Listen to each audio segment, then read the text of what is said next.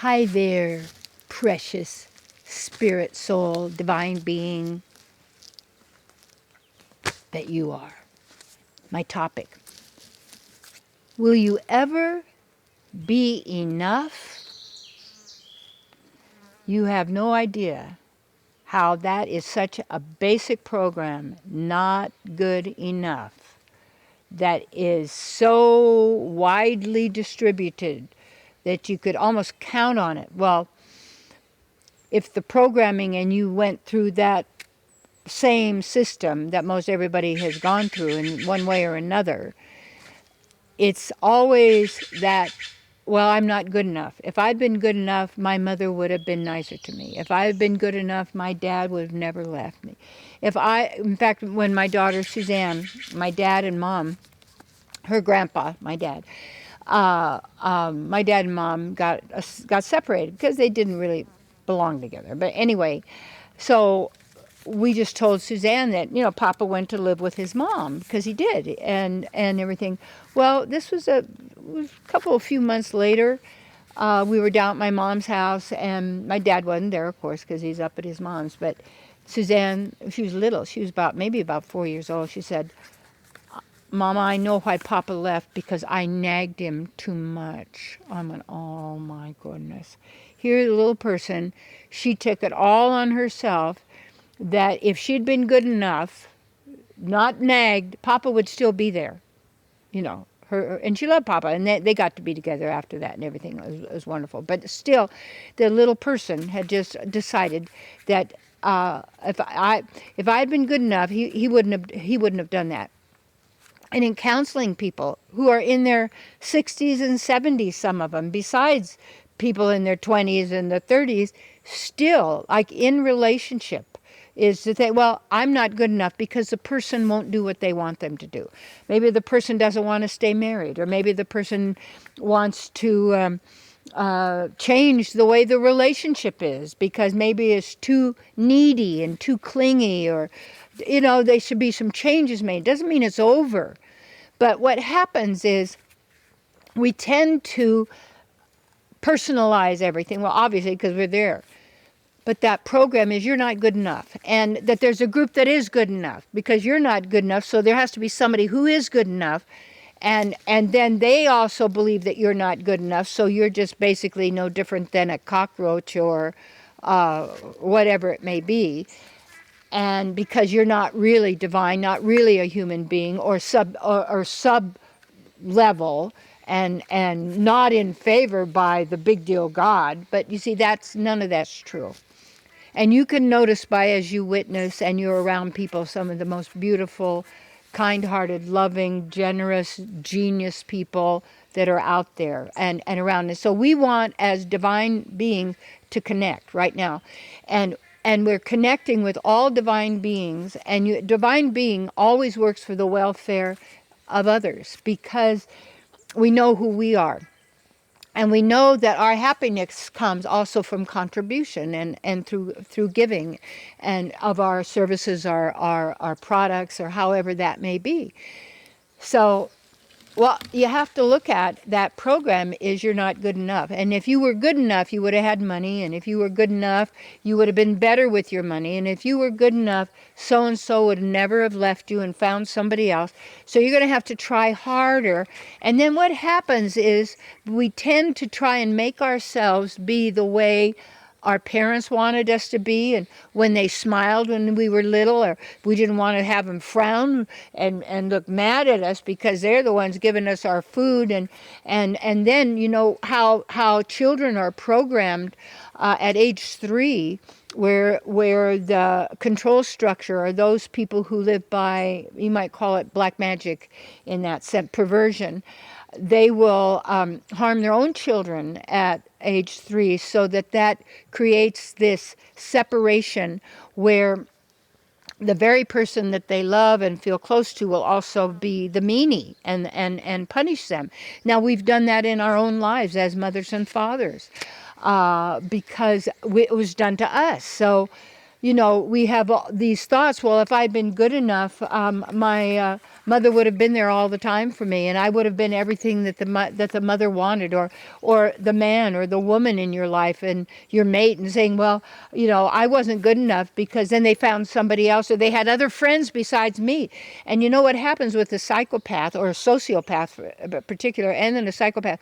They start separating you from everybody else. That they do things for you, and then they keep your confidence, and it looks like you're your pal. Then they start to berate you and criticize you and put you down, and then by this time you feel you're so nothing and so powerless and so stupid and so ugly and so slobby and so terrible that nobody would want you out there. So you don't want to go anywhere, because you better stay here, even though the guy beats me up with the frying pan, or the girl, every day. But because at least I'm secure here, and I'm okay, and you're not okay at all. So this whole kind of a programming that always throws up all these other people in front of you and their lavish lifestyle, or supposedly what they've accomplished, when all PR and writing is basically just made up to control people's minds, and to get people to focus their money and their energy and their time on whatever they've been programmed to focus on, that is valuable and important and will make them okay and good enough and fit in and be wanted by someone when you don't even want yourself. And all of it comes to give up self-hatred. And this self-hatred comes of self-pity. And someone I was talking with the other day was saying, I cry a lot. Well, yeah, because a lot of very sensitive people, their tears are tears of love. But I said, if you're crying out of self-pity, you better get over it, because there's nothing for you to have self-pity about. You are as powerful as anyone out there, and even more so when you know who you are, because you're not giving your power to thoughts and words and spelling and definitions and meanings that we've been given, because this world is created by thought. Obviously, that's what everybody's trying to control, is other people's beliefs and thoughts and their words. You can't say that, and you can't say that, and if you say this, you'll say that, because these are the laws and the rules. No, we have free speech. And more than that, and then when we say, well, then they're going to determine whether I get to be out there or not, or do this or not, is because little by little, people always keep giving their power away to somebody else, because they're not good enough. They don't know enough. They're not smart enough. They're not able to control their own lives. And then they believe all the stories. Yeah, the government's giving you this. No, the government took it away from you. What do you mean they gave it to you? It's supposed to be, this sort of a thing. So when you take your power back, you go, yeah, I am good enough. Why? Because I'm part of the divine.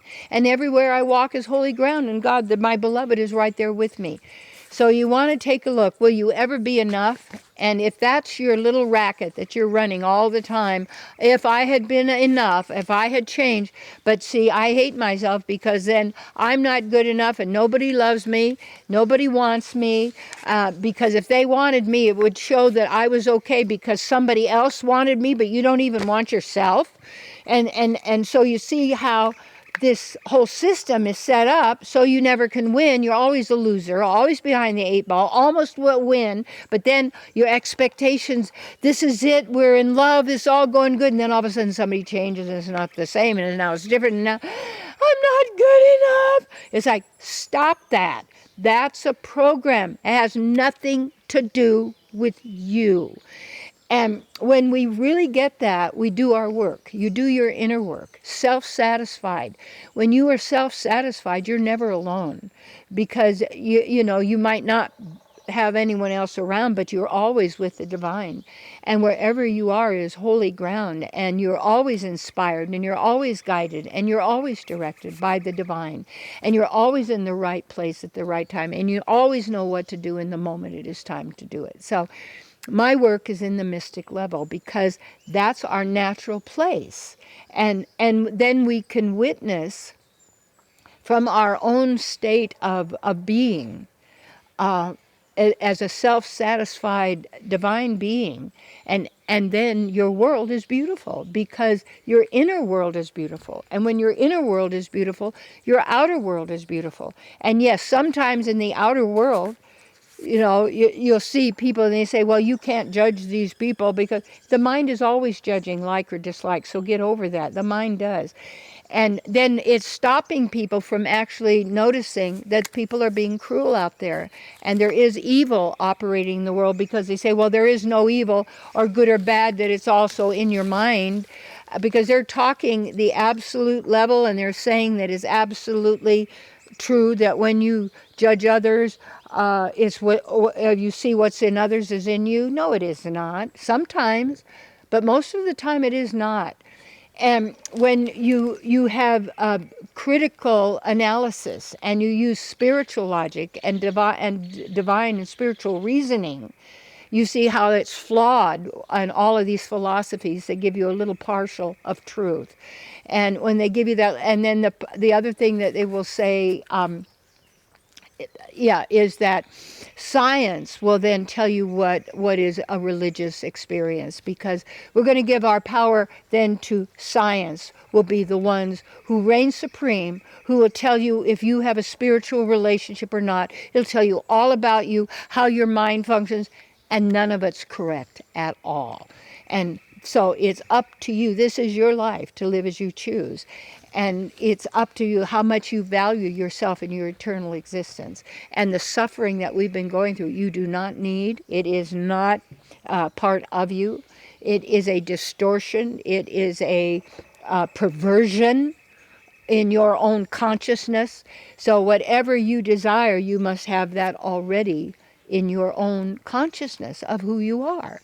And that is the work, the reading, the study, the digging out of the old programs that have been sabotaging you and working against you and being parasitic and stealing your vital force and your energy, and putting you in a box and in a system, in a filing cabinet as a number 10302 or whatever you think you are. And then this world is run by numbers and by letters and words that have meanings that someone else gave us.